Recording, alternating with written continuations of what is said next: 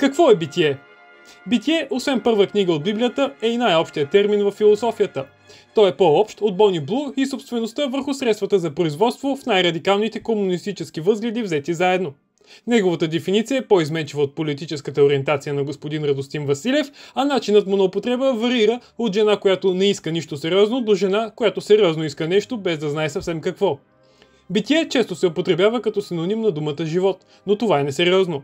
Най-общо казано, думата битие е като българския национален интерес. Всички са го чували, но никой не е съвсем наясно какъв е или какъв трябва да бъде.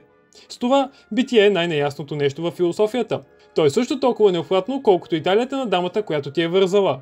То е над всяка категория, но може да се срещне и като онова, от което всяка категория започва.